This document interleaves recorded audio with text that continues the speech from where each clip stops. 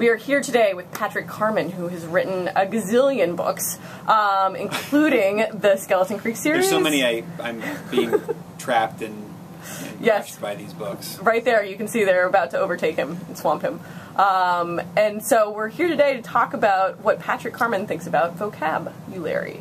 So, my first question is, because your books, especially the Skeleton Creek series and the Tracker series in the back, are a mix of writing and video, and so they appeal to a lot of students who don't typically like reading.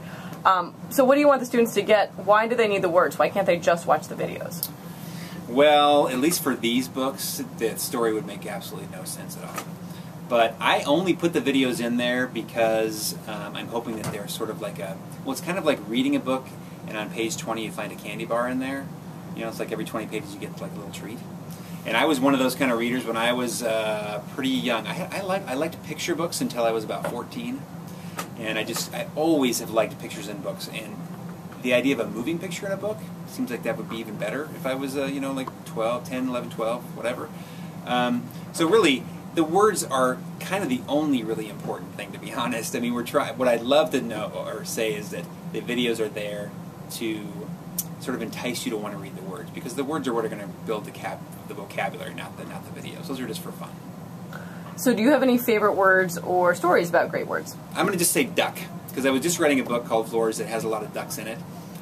And some words just sound good. You know, like duck is just a funny word, and ducks they have good comic timing. So not only do you get the duck, but you also get the word quack.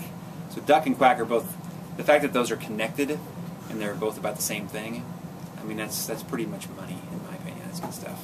Excellent. So why should people keep learning new vocabulary? Why can't they just stop with duck and quack? Duck and quack. You could do a lot with duck and quack, but you can't order coffee with that, or probably get a job, unless maybe at a zoo.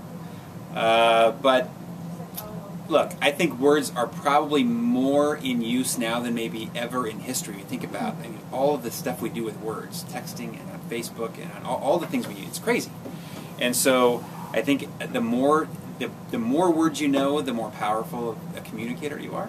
And as you start inching your way towards college or inching your way towards getting a job, one of the first ways that people will judge you is whether or not you have a very good vocabulary. So, I'm not trying to scare you, but having a big vocabulary is a huge plus.